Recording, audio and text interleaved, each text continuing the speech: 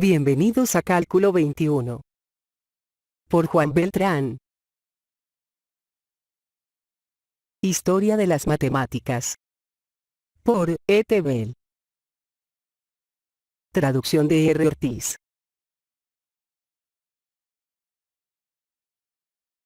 Capítulo 5. El rodeo por la India, Arabia y España. 400 a 1300. Uno de los episodios más dramáticos de la historia es el súbito encumbramiento, y la casi tan súbita decadencia de la cultura musulmana en los siglos 7 a 12. Aquí no estamos interesados más que en enseñar la influencia duradera que la cultura de este periodo pudiera tener sobre las matemáticas. Y no debemos dejar que el contraste entre el brillo repentino de la civilización mahometana en contraste con la oscuridad de Europa nos deslumbre, haciéndonos ver en las matemáticas musulmanas más de lo que en realidad había. En el año 622 los seguidores de Mahoma ya habían avanzado bastante en sus viajes. Sus actividades bajo el estandarte verde constituyen el mayor revivir religioso que se conoce, siendo lo único que puede competir de cerca con ello el contrarrevivir de las cruzadas en los siglos XII y XIII con el reconocido objeto de suplantar el estandarte con la cruz. Después de la captura de Damasco el año 635, los victoriosos mahometanos procedieron a sitiar a Jerusalén, tomando esa ciudad sagrada el año 637. 4 años más tarde habían sometido a Egipto, dando el toque final a la destrucción de la biblioteca de Alejandría. Sin embargo, esto no era sino una indiscreción juvenil, ya que en breve los musulmanes habían de sentar la cabeza llegando a ser los más asiduos favorecedores del saber griego que registra la historia. Sometido Egipto, a continuación, año 642, tomaron Persia con toda su civilizada erudición. 70 años más tarde, año 711, los conquistadores entraron en España, en la que durante unos 8 siglos hicieron progresar a la civilización antes de que los expulsaran los europeos, a los que por fin consiguieron despertar.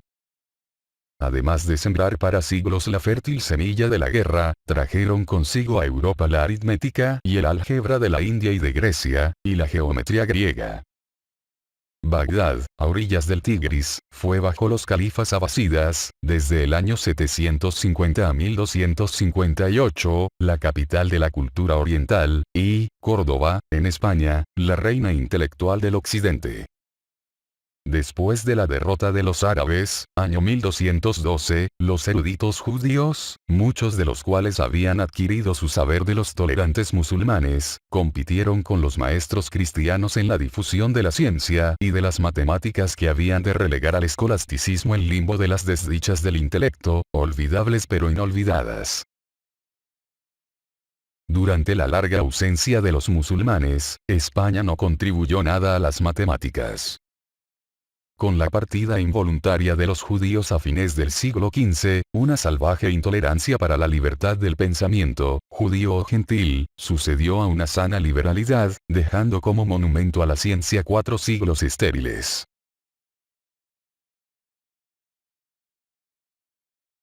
Nacimiento parcial del álgebra. Quizás el adelanto más significativo que se consiguió en ese período fue el nacimiento gradual del álgebra como disciplina matemática por derecho propio, con independencia de la aritmética y la geometría, pero estrechamente relacionado con ambas.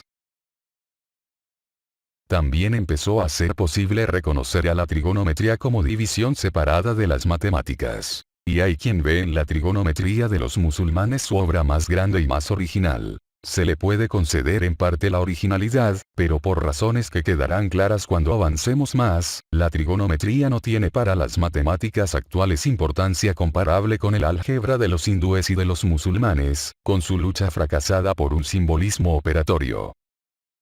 Antes de que la trigonometría pudiera funcionar vitalmente en la matemática moderna, del mismo modo que la geometría, hubo de hacerse analítica. No hay ningún indicio de que esa transformación se iniciara antes del siglo XVII, y en realidad no se llevó a cabo por completo más que en el XVIII. La trigonometría musulmana es todavía esencialmente la de Ptolomeo, ampliada y perfeccionada con algunos razonamientos algebraicos y una extensa aplicación de la aritmética de los hindúes y de los musulmanes para el cálculo de las tablas. A causa de su misma naturaleza como matemáticas de lo discreto, el álgebra no podía llegar a ser una parte del análisis matemático y, en consecuencia, no sufrió ninguna perturbación con los vaivenes analíticos del siglo XVII. El álgebra musulmana parece haberse desarrollado a partir de los últimos griegos como Diofanto, y de la técnica mucho más inteligente de los hindúes. Las valuaciones que se hacen del álgebra de la India difieren mucho, pero hay dos puntos sobre los que se está bastante de acuerdo. La demostración desagradaba tanto al temperamento indio como agradaba al griego. Los hindúes eran tan aptos para el cálculo como los griegos eran ineptos. Solo examinando el álgebra hindú con una excesiva simpatía se puede llegar a encontrar algo que se parezca a una demostración. Claramente se enunciaban las reglas, pero eso no constituye una demostración. También hay un tercer rasgo de la primitiva álgebra hindú que sorprende al observador moderno como curioso en extremo. Los primeros algebristas expertos parecían encontrar las ecuaciones indeterminadas, diofánticas, mucho más fáciles que las ecuaciones determinadas del álgebra elemental. Actualmente ocurre lo contrario. Un pequeño ejemplo del álgebra hindú nos bastará para indicar la calidad de lo que los musulmanes heredaron, conservaron y estropearon en parte. En el siglo VI, Aryabhata sumó progresiones aritméticas, resolvió ecuaciones de segundo grado determinadas con una incógnita, y ecuaciones lineales indeterminadas con dos incógnitas, y usó las fracciones continuas. Poco después el álgebra hindú pasó por lo que algunos consideran su edad de oro, con la obra de Brahmagupta, a principios del siglo VII, justamente cuando los musulmanes estaban a punto de iniciar sus correrías. Brahmagupta enunció las usuales reglas algebraicas de los negativos, obtuvo una raíz de las ecuaciones de segundo grado, y, lo que es más notable, dio la solución entera completa de A por X más o menos B por Y, igual a C, en que A, B y C, son constantes enteras. También discutió la ecuación indeterminada A por X al cuadrado más 1 igual a Y al cuadrado. Esta última recibe el nombre equivocado de ecuación de Peli. Inspiró a Lagrange, en 1766 a 1769 algunas de sus mejores obras de la matemática pura. Es fundamental en las teorías de aritmética de las formas cuadráticas binarias y de los campos cuadráticos. Más adelante veremos el lugar que ocupan en la historia de las matemáticas. Otra vez a propósito de esto, parece raro que algebristas que no dudaban en abordar problemas realmente difíciles, dejaran de ver claro en la cuestión de las sencillas ecuaciones de segundo grado. Como ya hicimos notar en relación con Eudoxio, los primeros algebristas se detenían debido a una deficiencia de la facultad lógica de los griegos. Sin un amplio sistema numérico los hindúes estaban imposibilitados para crear algo que se pareciera a una álgebra científica. Así, Mahavira, en el siglo IX, descartaba sin sombra de duda, como inexistentes los números imaginarios con que se tropezaba sin tratar de explicar su aparición. 3 siglos más tarde, Bhaskara percibió que las ecuaciones de segundo grado tienen dos raíces, pero rechazó las negativas. Sin embargo, el álgebra hindú dio un paso, aunque no muy firme, hacia el simbolismo operatorio. A lo que ya hemos indicado respecto al simbolismo, se puede añadir el siguiente resumen de los principales progresos de los hindúes hacia la álgebra simbólica. Los críticos no están de acuerdo sobre cuánto avanzaron los hindúes en esta dirección, pero los que siguen parecen ser hechos demostrados. Aryabhata, siglo VI, sugirió el uso de las letras para representar incógnitas. Brahmagupta, siglo VII, usó abreviaturas para cada una de las varias incógnitas que se presentan en problemas particulares y también para los cuadrados y para las raíces cuadradas. Distinguían a los números negativos con un punto, y las fracciones las escribían como nosotros, pero sin la raya, es decir, 3/4. Un manuscrito que se cree de la época 700 a 1100, exhibe una cruz, como nuestro signo más, escrita después del número afectado para indicar menos. Bhaskara, siglo XII, imitó a Brahmagupta en la notación de las fracciones y también en la costumbre de escribir un miembro de una ecuación bajo el otro, y en la escritura sistemática sincopada de las potencias sucesivas. No había signo de igualdad. Brahmagupta también hizo la reducción de los tres tipos de ecuaciones cuadráticas diofánticas con una incógnita a la forma que ahora es habitual. No hay unanimidad de opiniones respecto a la importancia que se debe conceder a esos artificios. Los más liberales consideran que los hindúes poseían la facultad del simbolismo algebraico como técnica operatoria, procediendo de acuerdo con reglas fijas y con procedimientos uniformes. La técnica para resolver problemas de ciertos tipos se indicaba en la misma escritura de los problemas. Todas las complicadas instrucciones verbales para dar los pasos sucesivos hacia la solución se explican como una garantía contra la estupidez, ya que aun en sus mejores aspectos, el álgebra hindú era todavía, a pesar del uso liberal de las abreviaturas, fundamentalmente retórica por no estar plenamente simbolizadas las instrucciones para operar. La crítica menos generosa no admite que su metodología sea superior a la de Diofanto. Los hindúes no parecen haber dejado nada en apoyo de la primera opinión. Posiblemente consideraban que el significado de lo que hacían era tan evidente que los comentarios sobre la metodología eran superfluos. La introspección en las matemáticas es una neurosis moderna. También se presenta la enfadosa cuestión de hasta qué punto el álgebra de los hindúes era original de ellos, y hasta qué punto de los griegos. Hasta que los sabios competentes lleguen a algo que se parezca a un acuerdo, no tiene objeto que los demás reproduzcan sus opiniones divergentes. Con el descubrimiento de la álgebra babilónica, parece menos probable que nunca que la discusión se decida en un tiempo finito. También hay que considerar, posibilidad fascinante, a los antiguos chinos. ¿Influyeron o no sobre los sumerios? ¿Existe la posibilidad de que los sumerios enseñaran a los chinos? ¿Quizá los hindúes les enseñaron a todos ellos? ¿O fueron todos ellos los que enseñaron a los hindúes? ¿Y qué papel jugó Siria? De pasada podemos poner de manifiesto un tipo de razonamiento en apoyo de una hipótesis favorecida. Si suponemos que la civilización A es más antigua que la civilización B, y si en B se estudió un cierto tipo de problema en fecha posterior que en A, se sigue que B recogió el problema de A. Esto está de acuerdo con la teoría de la difusión de las culturas. Según la otra posibilidad, es decir, según la teoría de la espontaneidad, no se pueden sacar conclusiones. E incluso con la teoría de la difusión falta demostrar que los datos no están contaminados con intrusiones de espontaneidad. La escasez de pruebas documentales complica el problema.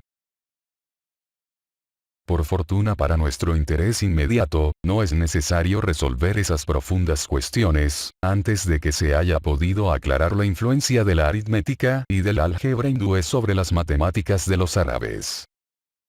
Estos admiten haber reproducido obras hindúes, y por lo tanto resulta razonable inferir que los árabes recibieron influencia de los hindúes.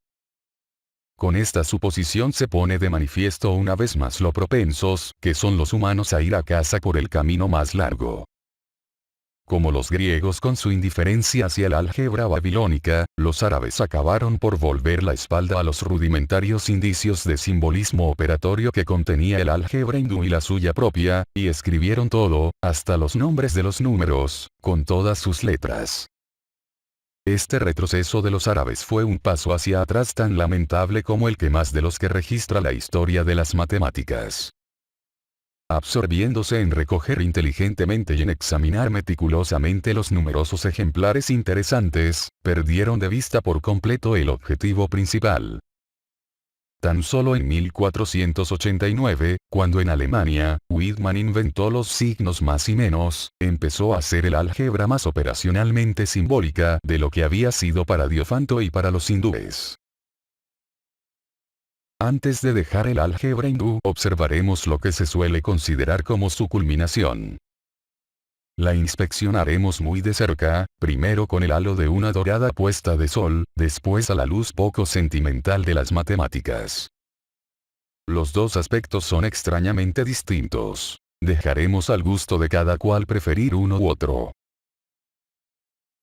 Bhaskara, aproximadamente en el año 1150, abro comillas, dio un método para deducir series de soluciones de c por x al cuadrado más 1 igual a y al cuadrado, a partir de una serie encontrada por tanteo, cierro comillas. Este problema es el de la llamada ecuación de Peli. Resolver c por x al cuadrado más 1 igual a y al cuadrado encontrando valores enteros de x y de y siendo c un entero que no sea cuadrado perfecto, y x por y diferente de 0. Bhaskara discutió también c por x al cuadrado más b igual a y al cuadrado, en que c y b no son cuadrados perfectos. Sus artificios elementalísimos han despertado una profunda admiración. Contemplándolos con el halo dorado, observamos que abro comillas, la primera vez que se abordó la ecuación de Peli fue por la erudición brahmánica, cierro comillas, y notamos que esta ecuación abro comillas, ha servido para que ejerciten sus mejores facultades algunos de los mayores analistas modernos, cierro comillas. También vemos que la manera que tiene Bhaskara de abordar la ecuación abro comillas, es digna de los mayores elogios. Es, con seguridad, lo mejor que se ha conseguido en teoría de números antes de Lagrange, cierro comillas. De esas tres citas, la primera es una verdad fácil de comprobar. La segunda parece afirmar que el modo de enfoque de Bhaskara es cualitativamente comparable con el de entre comillas, algunos de los mayores analistas modernos. La tercera califica a la solución empírica parcial de Bhaskara de mejor, en la teoría de números, que la solución completa indirecta de Euclides de x al cuadrado más y al cuadrado, igual a z al cuadrado. A la fría luz de las matemáticas, parece que Bhaskara podía encontrar un número cualquiera de soluciones con tal de que tuviera la suerte de adivinar una. No contaba con ningún medio para determinar si una ecuación dada de Peli tenía solución, ni tampoco, cuando había obtenido otras soluciones de aquella tan felizmente adivinada, podía decir si las tenía todas.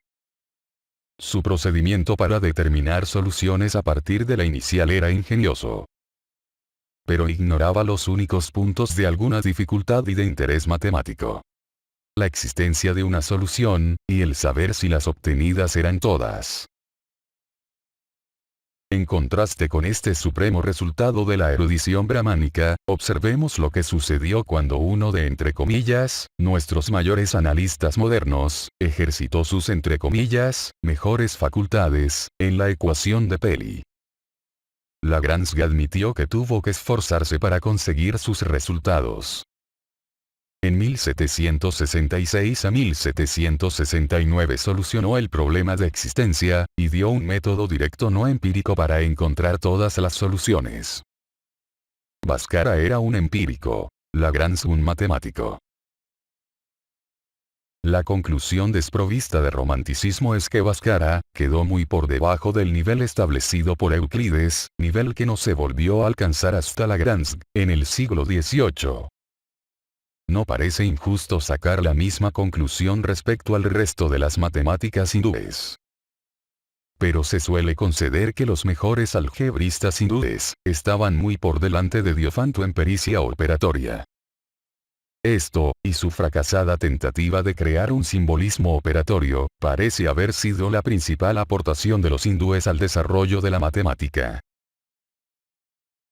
El álgebra de los árabes parece haber dudado entre el gusto de Grecia y el de la India, eligiendo al último en su periodo más creador, solo para caer en una retórica imposible, cuando en el siglo IX se hizo clásico con la obra maestra de su representante más famoso, Al-Khwarizmi. Los árabes tradujeron al árabe y al persa el álgebra hindú. Y como el árabe era un idioma importante no solo en erudición, sino también en el comercio y en la guerra, el álgebra griega e hindú, simplificada, y en cierto modo sistematizada por los árabes, acabó por penetrar en Europa. Las cruzadas de los siglos XII y XIII ayudaron por lo menos indirectamente a difundir el álgebra, la trigonometría, los clásicos de la antigüedad y las enfermedades contagiosas. De una impresionante lista de traductores, comentadores, y aportaciones de menor importancia de los árabes, solo necesitamos mencionar aquí a dos de ellos. Ambos muestran cierta originalidad, y en particular el primero influyó profundamente sobre la primitiva álgebra europea. Su nombre completo es, Mohamed ibn Musa al-Khwarizmi, de Bagdad y Damasco, murió hacia el año 850, y produjo el primer tratado, hacia el año 825, en que se presenta un equivalente de nuestra entre comillas, álgebra, Al-Jebru al-Muqabala, que significa entre comillas, restauración y reducción, aludiendo a lo que ahora se llama transposición de términos negativos, para producir ecuaciones con todos sus términos positivos, y a la subsiguiente reducción simplificando los términos de igual potencia de la incógnita. Esto parece haber sido idea original de Al-Khwarizmi. La obra, en conjunto, está compuesta de resultados griegos e hindúes. Su principal progreso fue una aplicación de los nombres de los números hindúes a la solución numérica de las ecuaciones. Ya se ha indicado el progreso más importante de Al-Khwarizmi en dirección negativa. Parece ignorarse la razón de por qué volvió a una álgebra puramente retórica sin un solo indicio de simbolismo que la vivificara. Un psiquiatra podía decir que se trataba del instinto de la muerte abriendo su camino. Pero el álgebra, aunque medio estrangulada, sobrevivió, demostrando con ello que para privar a las matemáticas de su vida es necesario algo más que una resuelta tentativa de suicidio. Al-Kharji, hacia el año 1010, en lo que se suele calificar como obra maestra del álgebra, continuó la tradición retórica. Si no estuviera bien establecido, resultaría difícil creer que los algebristas europeos de la Edad Media tuvieran la persistencia de descubrir lo que los algebristas retóricos del Islam trataron de comunicarles. Con justicia o sin ella, el álgebra sin simbolismo decepciona al profano de tipo medio al que se le ha asegurado que los árabes inventaron el álgebra. Desgraciadamente, nunca se incluyó entre los conocimientos que había de tener un caballero, y ni siquiera un erudito, el dominio del árabe, como se solía hacer, aunque ligeramente, con el latín y el griego en el siglo XVIII. Por consiguiente, el matemático o el historiador de matemáticas capaz de formarse un juicio personal del álgebra árabe ha sido siempre muy raro. Y de los pocos que se dignaron compartir sus descubrimientos con los que ignoraban el árabe, algunos han presentado los resultados de sus investigaciones con el simbolismo familiar del álgebra tal como se enseña hoy día a los principiantes. En ciertos aspectos estas aduladoras versiones de la verborrea original recuerdan a mendigos disfrazados con sedas. Para apreciar la diferencia entre el original y el disfraz moderno, el curioso debe insistir en que un erudito que domine el árabe les lea una traducción literal de un documento original de álgebra árabe. Para hacer las veces de este, presentamos el siguiente extracto, transcrito de la traducción inglesa del álgebra de Al-Khwarizmi, por Rosen, 1831.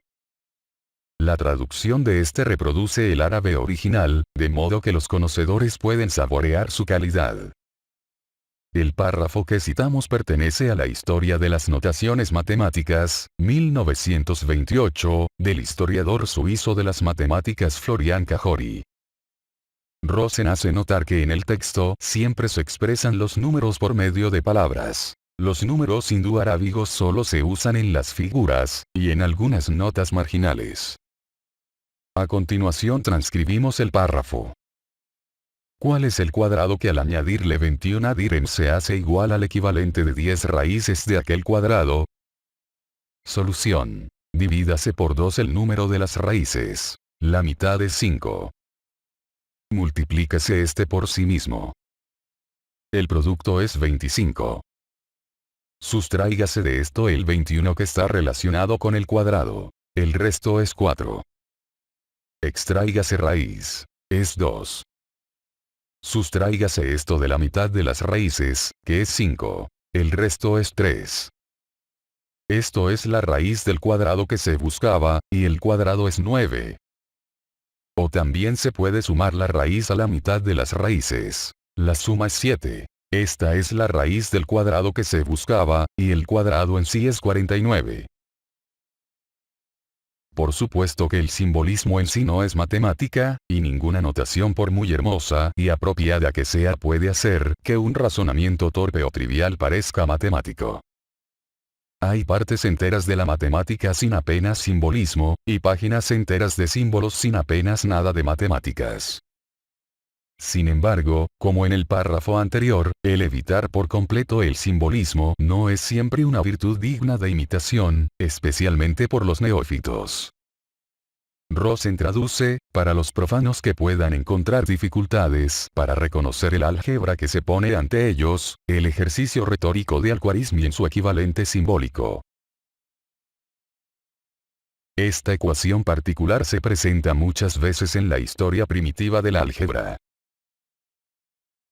Al tratado de Al-Khwarizmi se atribuye una buena proporción del despertar matemático de la Europa cristiana, y una traducción latina del siglo XII, de unos capítulos perdidos de Al-Khwarizmi sobre los números hindúes, se dice que hizo mucho para dar a conocer a los europeos aquel gran invento. Concediendo a esta obra de transmisión toda su importancia histórica, y contrapesándola con el álgebra árabe, dejamos al cuidado del lector buscar el punto de equilibrio entre las tres siguientes valoraciones de las matemáticas árabes.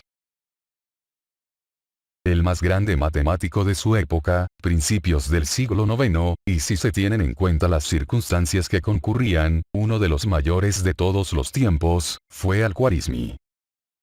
En las otras dos se concede toda su importancia a la trigonometría árabe, que describiremos más adelante. Su obra, la de los árabes, fue principalmente de transmisión, aunque mostraron bastante originalidad en álgebra y hasta algo de genio en trigonometría. Si comparamos la obra que produjeron los árabes con la de los escritores griegos o europeos modernos, es en conjunto, de segunda fila, tanto en calidad como en cantidad. 3 siglos después de que el gran Al-Khwarizmi hubiera terminado sus trabajos, es decir, hacia fines del periodo cultural, el poeta y matemático persa Omar Khayyam, muerto hacia 1123, alcanzó un nivel matemático considerablemente superior al de todos sus predecesores. Este filósofo algo cínico y sin cuidados tenía imaginación. No contentándose con una colección de reglas, Omar clasificó las ecuaciones cúbicas, e ideó un método para resolver geométricamente las ecuaciones numéricas de tercer grado, muy general con las limitaciones del sistema numérico que entonces existía. Otros, que según se dice se basaban en Arquímedes, ya habían resuelto, mucho antes que Omar, las ecuaciones de tercer grado, por medio de las cónicas. En realidad, el método ya era familiar para los árabes del siglo IX. Sin embargo, no fue la obra técnica de Omar, sino sus hipótesis erróneas de que las ecuaciones de tercer grado no son solubles algebraicamente, ni las de cuarto grado geométricamente, las que lo señalan como algo más que un fiel transmisor, táctico experto y taxónomo del álgebra. Pero, por intrépido y original que fuera, Omar se negó en redondo a aceptar las raíces negativas. También sus hipérbolas carecían de las ramas negativas. Una vez más, el no comprender bien el concepto de número amordazó al álgebra y a la geometría.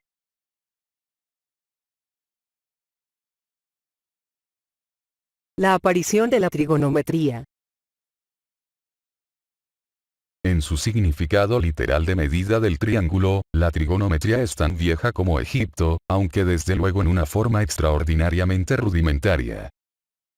La astronomía griega necesitaba de la geometría esférica, y esto, combinado con la reducción de las observaciones, requería, a su vez, lo que podríamos llamar cálculo de las funciones trigonométricas. Ptolomeo en el siglo II después de Cristo, resumió en su Almagesto, las características principales de la geometría esférica, e indicó un método para el cálculo aproximado de lo que viene a ser, una grosera tabla de senos, o semicuerdas. Ptolomeo usaba las cuerdas. La falta de exactitud era inevitable por el método geométrico que necesitaba de interpolaciones en un intervalo demasiado extenso. De este modo, la trigonometría plana fue tradicionalmente nada más que un suplemento de cálculo para la trigonometría esférica, y en consecuencia los elementos de la trigonometría, matemáticamente más importantes, surgieron con una lentitud innecesaria. Quizás en el fondo, la razón de que los hindúes y los árabes perfeccionaran la trigonometría no fueran sus aplicaciones al levantamiento de planos, sino la necesidad astronómica de una interpolación más precisa. Una obra hindú de aproximadamente el siglo IV avanzó considerablemente más allá de la trigonometría griega, tanto en cuanto a método como en cuanto a precisión, dando una tabla de senos, calculada para cada 3.75 grados de arco hasta los 90 grados. La regla usada para calcular la tabla era errónea, pero posiblemente dio resultados suficientemente precisos para las inexactas observaciones de aquella época. En todo caso, su vuelta al empirismo es una interesante ilustración de la diferencia tan radical entre la manera griega de abordar las matemáticas y la oriental, y también a ese respecto entre la oriental y la moderna, aun en lo más crudamente práctico. Los árabes adoptaron y desarrollaron la trigonometría hindú. El primer progreso notable se debió al astrónomo al-Battani, muerto en el año 929, en el siglo IX.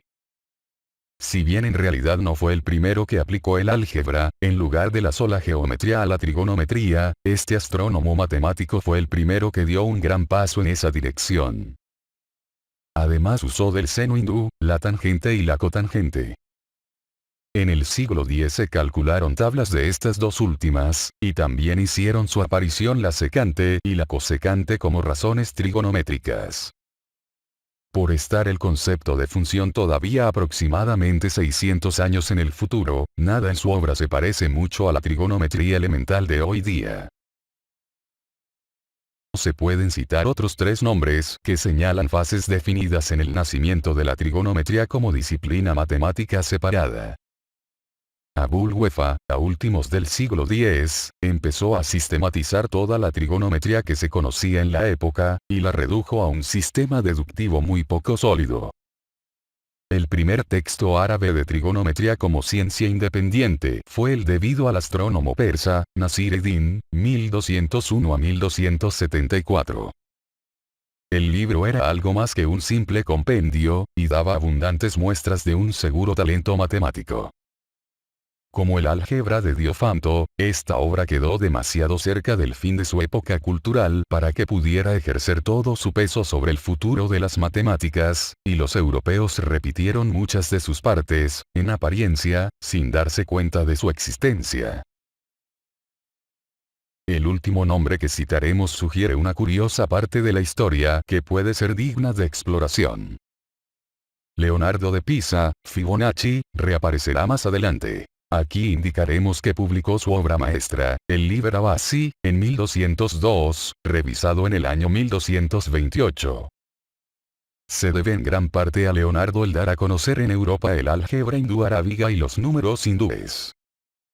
Entre otras significativas naderías que contiene el libro de Leonardo está la bien conocida identidad algebraica, a al cuadrado más b al cuadrado, por c al cuadrado más d al cuadrado, igual a por c más b por d, al cuadrado, más a por d, más o menos b por c, al cuadrado. Sería interesante saber de dónde, en sus viajes por Oriente, recogió Leonardo esto, ya que como es fácil ver incluye los teoremas de adición de senos y cosenos. También fue el germen de la teoría de Gauss de las formas cuadráticas aritméticas, y posteriormente de interesantes aspectos de la álgebra moderna. Con las restricciones adecuadas en cuanto a uniformidad, continuidad y valores iniciales, cuando a, b, c y d son funciones de una variable, la identidad contiene toda la trigonometría. Las matemáticas en una encrucijada.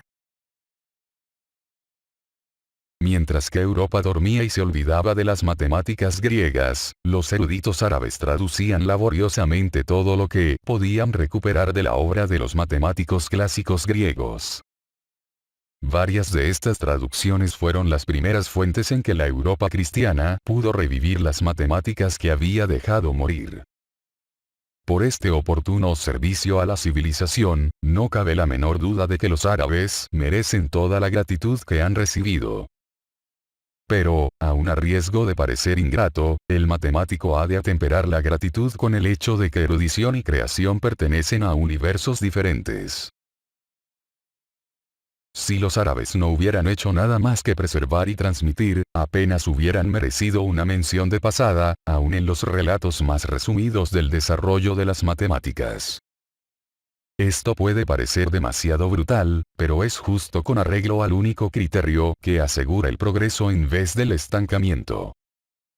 El único criterio para juzgar a los matemáticos es el de la creación. A menos que un hombre añada algo nuevo a las matemáticas, no es un matemático. Y por este criterio, los árabes no eran matemáticos en su obra extraordinariamente útil de traducción y comentarios.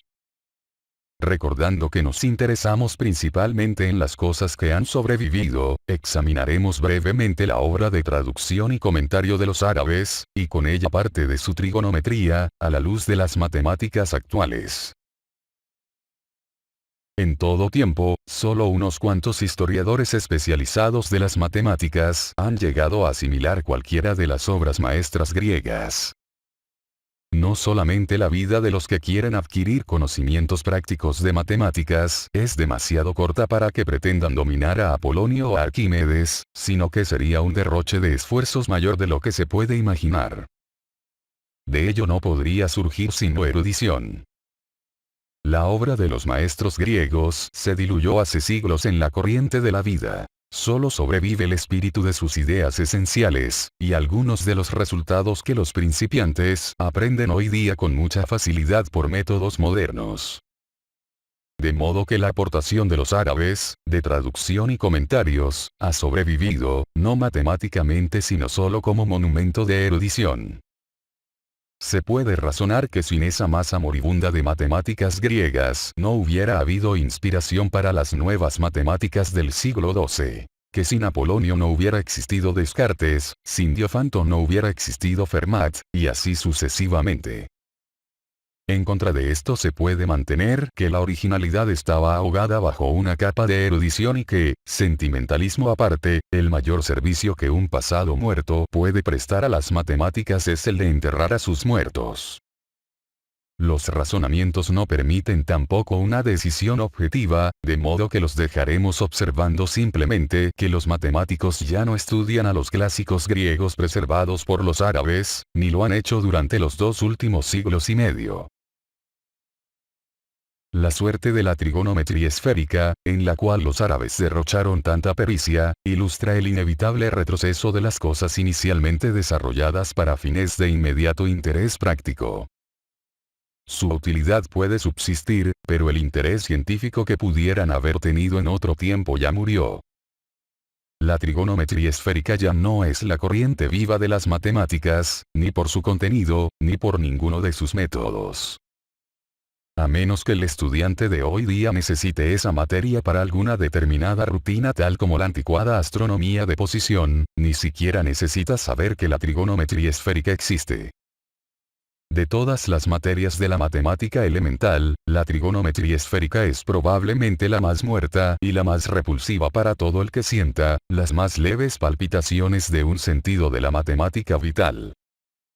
De vez en cuando, algún entusiasta optimista intenta infundir algo de vida a sus secos huesos, pero después de algunos clamores puramente mecánicos, el silencio vuelve una vez más y la trigonometría esférica queda más muerta que nunca. Ni siquiera la profunda revisión, 1893, que hizo de toda la materia a la luz del álgebra y del análisis de todo el siglo XIX, Study, alemán, 1862 a 1922, atrajo sino el interés pasajero de los matemáticos. La trigonometría plana recibió todo su estímulo entre los griegos y los árabes, principalmente por ser el útil servidor de su hermana mayor la trigonometría esférica, y esta a su vez por los servicios que prestaba la astronomía. Mientras que la trigonometría plana se desarrollaba, la astronomía era la ciencia principal, y la única que exigía una considerable aplicación de las matemáticas. Entonces la astronomía no necesitaba más que de la resolución de triángulos. Cuando la astronomía de posición quedó relegada a una rutina subordinada a la astronomía moderna, las funciones trigonométricas, por razones que no tienen nada que ver con la resolución de triángulos, fueron la ayuda matemática indispensable para todo, desde la mecánica celeste a la espectroscopía.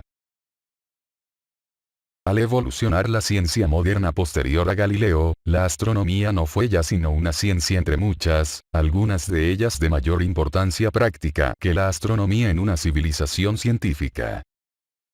También aquí las funciones trigonométricas, o circulares, demostraron ser indispensables, y también aquí no fue debido a ninguna causa ni aún remotamente relacionada con la resolución de triángulos. El seno y el coseno derivan su importancia científica de dos propiedades. Son las dos funciones periódicas más sencillas, y son los primeros ejemplos de una serie de funciones ortogonales.